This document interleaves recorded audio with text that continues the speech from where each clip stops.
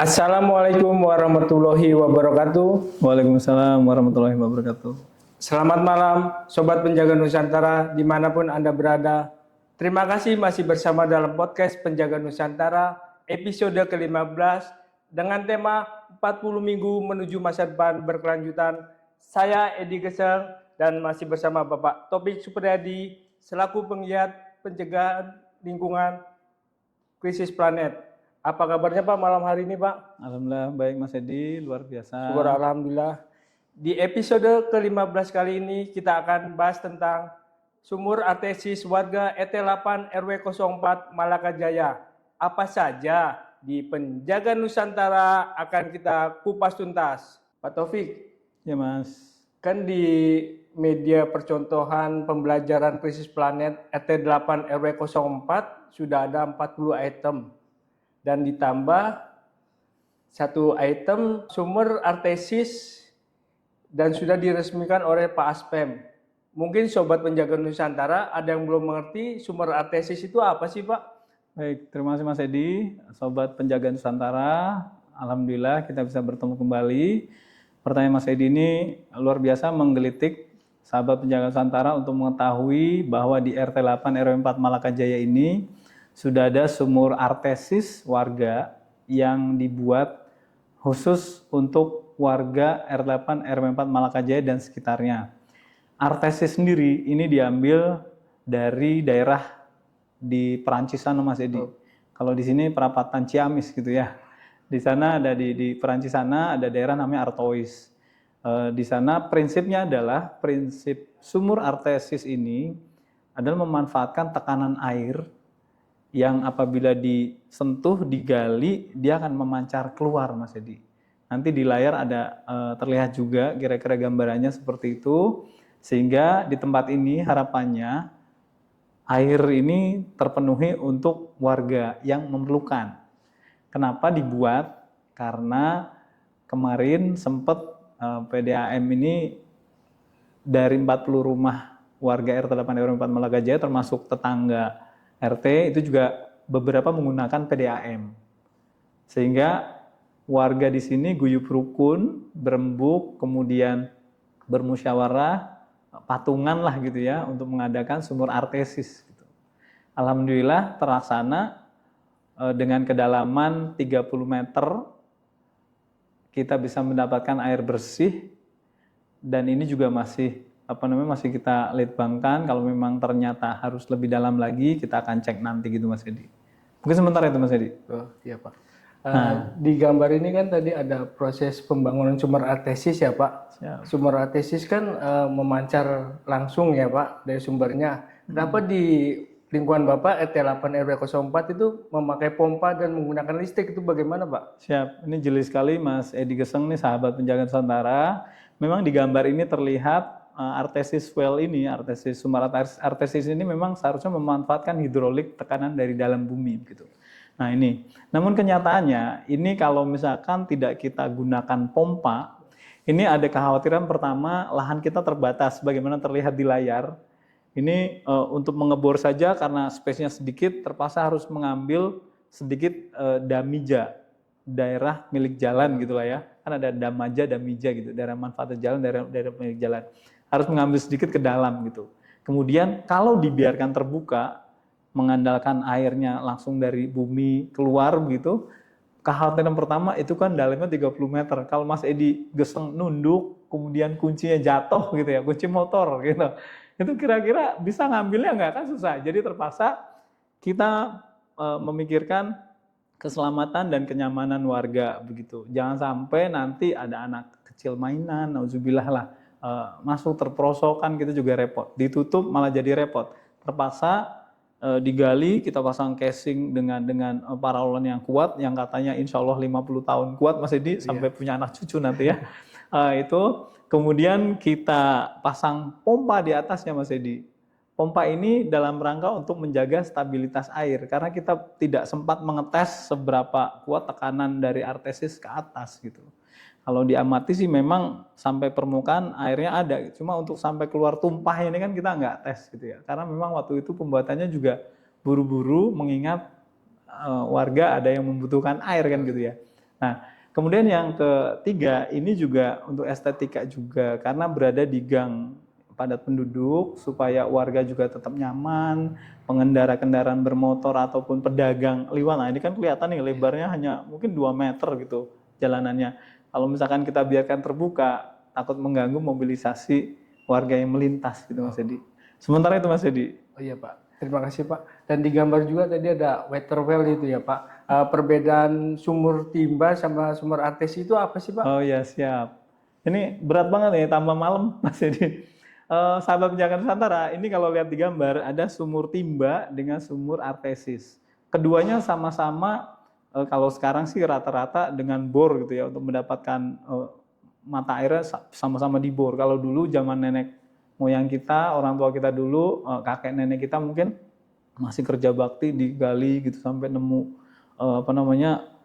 mata air gitu. Makanya sumur-sumur di kampung-kampung kalau pernah ke daerah itu kan kebanyakan lebar-lebar supaya orang manusia bisa masuk gitu. Karena pakai benar-benar ini deh perjuangan. Kalau sekarang kan semakin modern pakai rig yang seolah-olah kayak untuk ngebor minyak gitu Mas Edi ya. Kayak kemarin juga luar biasa walaupun 30 meter, tetapi rignya ini kayak pengen ngebor minyak gitu. Jadi perbedaannya kalau itu masih di permukaan dangkal, kalau artesis ini kalau di banyak jurnal itu 30 sampai 90 meter. Memang sih ada yang menyatakan bahwa seharusnya seyogyanya bisa 90, tetapi untuk biaya pengadaannya ini sahabat Penjaga Nusantara, kalau harus 90 meter, itu bisa biayanya 4 kali lipat dari yang sudah kita keluarkan kemarin Mas Edi. Iya, jadi alhamdulillah mudah-mudahan dengan 30 meter saja air ini bersih bisa dipakai oleh warga. Khususnya sahabat Penjaga Nusantara, kenapa di RT 8 RW 4 Malkajaya ini dibuat sumur artesis di belakang? Nah ini karena di sebelah kirinya ini ada kolam gizi warga yang pertama kali Mas ya.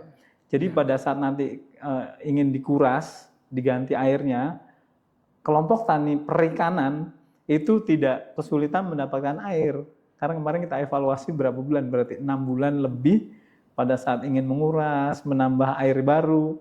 Ini kasihan teman-teman kelompok tani perikanan yang mengelola kolam gizi warga ini kesulitan mendapatkan sumber air.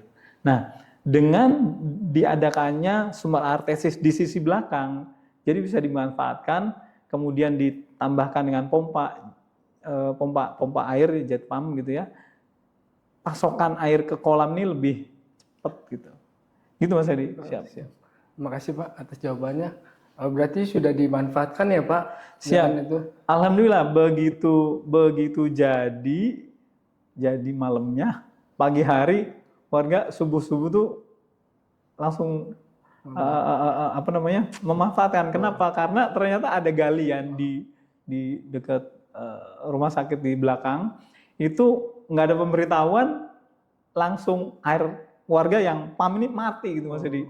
Alhamdulillah ini cukup membantu. Warga setelah subuhan tuh pada bawa galon air minum gitu ya untuk ngambil dari air sumur artesis kita gitu. Alhamdulillah Mas Edi. Dan luar biasa sahabat Penjaga Nusantara ini juga diresmikan oleh ASPEM, Asisten Pemerintahan Sekretariat Daerah Provinsi DKI, Bapak Sigit Wijatmoko, APMSI, CPS, CRMP gitu ya. Beliau berkenan hadir ke sini ke tempat kita Mas ya, kemudian meresmikan dengan jajaran, ada Pak Camat juga mewakili Pak Wali Kota Jakarta Timur, kemudian ada Kepala Sudin Sumber Daya Air, Kasudin Lingkungan Hidup, juga jajaran banyak datang ke tempat kita. Jadi dengan para beliau datang, mudah-mudahan sih warga banyak mendapat manfaat lah mudah-mudahan. Ya. Amin Pak. Mungkin sebelum mengakhiri podcast malam ini ada closing statement Pak untuk Sobat Penjaga Nusantara. Tapi sebelumnya Pak kita minum dulu Pak. Biar boleh. Untuk hidup jaya abadi Pak. Baik, terima kasih Mas yang Edi. selalu menemani kita podcast ini Pak. Siap. Alhamdulillah. Terima kasih Mas Edi. Memang tadi saya tambahkan, ini sahabat Penjaga Nusantara, kenapa di tempat ini juga menggunakan sumur artesisnya menggunakan pompa. Ini pertama memang pemeliharaan jauh lebih mudah. Bayangkan kalau misalkan dibiarkan terbuka, tadi ya keamanan juga tidak terjamin berbahaya untuk masyarakat yang melintas. Pemeliharaan dengan pompa ini kan lebih mudah gitu ya. Kemudian kita juga berkeinginan menjaga konsistensi aliran. Bayangkan kalau misalkan tekanan dari dalam bumi kan tiap daerah berbeda-beda nih. Kita nggak tahu seberapa tekanan yang bisa dihasilkan, lebih baik ditunggu disedot dengan pompa lah gitu. Gitu Mas Edi. Oh, iya. Baik, sebagai penutup sahabat Penjaga Nusantara, saya berpesan kepada teman-teman semua, termasuk juga anggota Asosiasi Rukun Warga Rukun Tetangga Indonesia, dimanapun berada, termasuk seluruh Ketua RT dan Ketua RW, kita berbuat yang terbaik untuk lingkungan, manfaatkan apa yang ada, kemudian jeli lihat apa kebutuhan para warga begitu. Sekecil apapun yang kita lakukan, insya Allah bermanfaat untuk kita semua. Apalagi ini kan air sumber kehidupan Mas ya. Dan ini sahabat Penjaga Nusantara, dengan kita memiliki sumber artesis untuk warga, kita tentunya mendukung SDGs seperti pin saya ini Mas Edi ya. Sebelah kiri ya.